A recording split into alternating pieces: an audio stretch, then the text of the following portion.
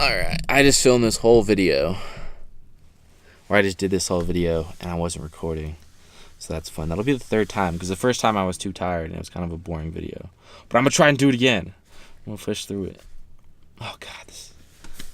Alright, so this is Van Life Q&A number 2. I put up Instagram stories where you can ask me questions, and I answer them in video form. But if you ask a question, I always DM you and just answer your question, just to make sure, even if you don't watch the video, you get to find out the answer to your questions.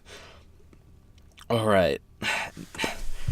First question of Q&A number 2 is, how do I make sure my battery never dies? Which is actually pretty important, because I live in my car and my car is my house. So if my battery dies, I'm kind of screwed. But it's not too hard at all. I think the biggest thing is having a good battery. I bought the van and it had a pretty new battery, and so it hasn't really given me any problems at all.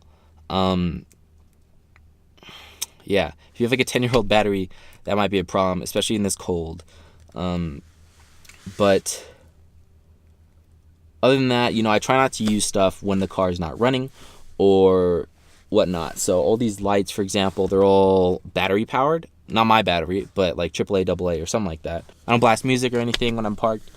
I've only had my battery die one time, and this is a story. It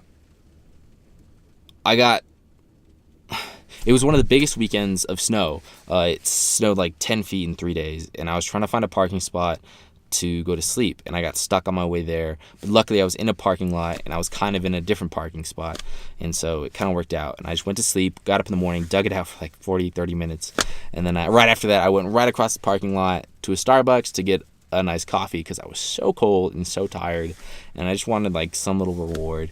So I got the coffee, got back in the van, turned it on, and it wouldn't turn on. I knew the engine and the battery were still okay, because I just heard da, da, da, da, da, da, and so I knew it was just low on battery. And so I just went on the internet, looked up like, how do I start a car that's dead, because I don't have anything like a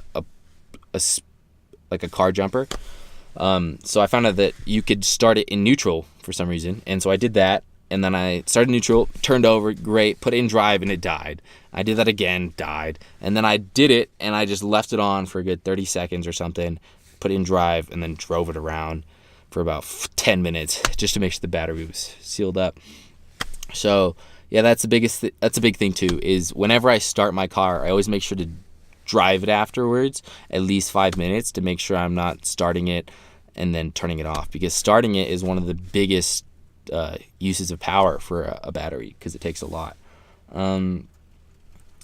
Yeah, and speaking of being stuck, question number 2 is the best and worst part of being stuck.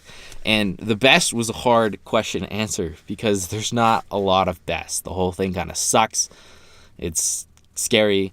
I'll get into that. The answer I came up with for the best part is, it's satisfying to find out what I did wrong, and how I got out. Just like, looking at it as a challenge, like looking back on it is the only good part. Knowing that I'm safe, and the car is out. And just knowing like, what did I do to get stuck, and how can I never do that again in my life? And what did I do to get unstuck? Whether it's, did I rock the van? Did I put something under the tires? Did I just gas it? How I got out. Learning is the best part. Cheesy. And the worst part, there's so much to the worst part. But the very worst is just, I worry about the van.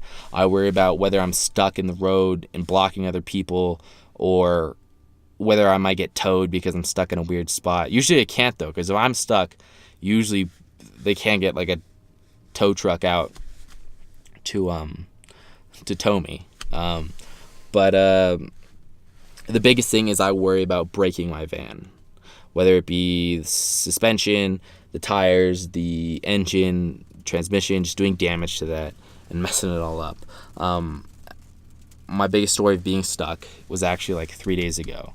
I was trying to drive up this notoriously sketchy hill to see some friends at their house, and I slid down into a bank on the left side, and I had like 10 people pushing me up and wouldn't even budge because the van's too heavy. So we tried to just push it back through the bank kind of after we dug it out, and we ended up lodging it on top of snow, so my tires couldn't really get traction.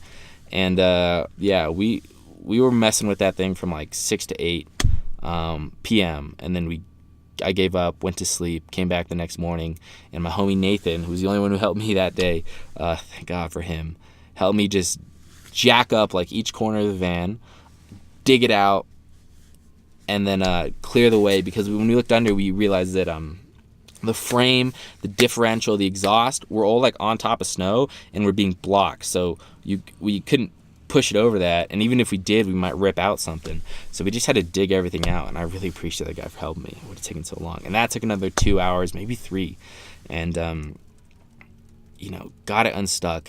That worst part of being scared that I broke the van came into play. Like the night that I went to sleep and gave up on the van, I thought I had broken the axle or the suspension, because usually the gap between the top of my tire and my fender is like that, and that night at the end it was like this high, and it's just because we were rocking the van and trying to get traction, and it had burned through the snow, and so there was just nothing under it, and the weight made it sag, and I just thought I had broken it or snapped an axle. I thought van life was done forever.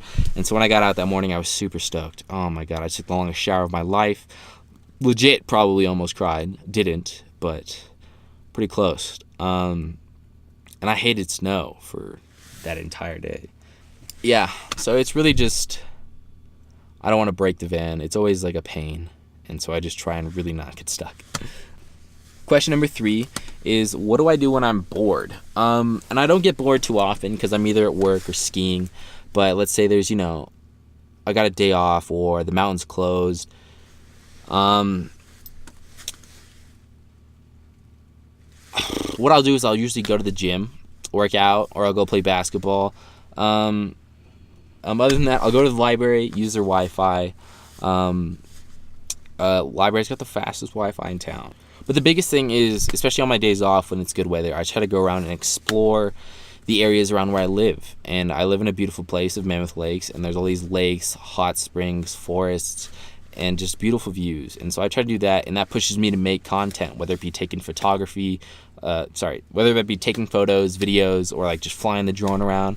Exploring and creating content is the best thing to do. Also, I guess another thing is whatever this is. On days where I'm bored or I don't have anything to do, I'll set up the camera, do a question and answer, do a vlog or something. Okay, question number 4 is, where do I charge my gear? I get this a lot because I don't have any solar panels or a generator, and it's really just work, gym, library.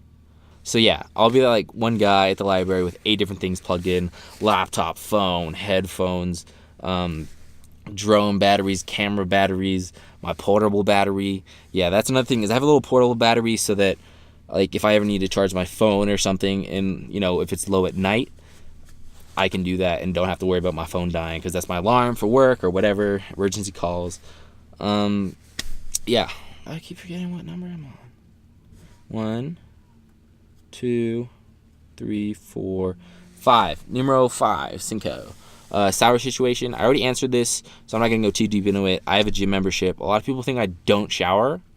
Not because I smell, but because I live in a van, and it would make sense. Question number 6 from my friend Elise. She wanted a shout out. It's a good question. Where I poo. Same thing. Work, gym, library, or just like Vaughn's, Safeway, restaurant I'm eating at. That's also where I charge my stuff, is at like a restaurant if I'm eating there. But yeah, that's where I poo, just public places. And one-ply toilet paper is getting really old. It's a rough life in multiple ways. Yeah, it's not good. I'm not going to go too deep into that, but yeah. And the last question, oh God, I keep forgetting. I think it's 7. I'm just going to go with 7. How often do I plan on uploading videos? Yes, the answer to that is like 3 times a month is my goal, just because, it really depends on content. I really appreciate people asking me questions on Instagram, because I am content starved, and I don't have anything. But yeah, it really depends. My goal is 3 times a month. Just, when I get off work, when I have days off is usually when I make these videos, is when I film and edit these videos. So yeah, just whether I hopefully 3 times a month, given questions or good content. I got one. My next video coming up is going to be how much money I spent renovating the van. And yeah, so that was all the questions. Thank you guys for sending them in. Thank you guys for watching. I really hope you enjoyed. I am so cold. This is the third time I've also recorded this video because I keep messing up. But thank you. Have a good one. Please be still recording, please, because I turned around last time and you weren't.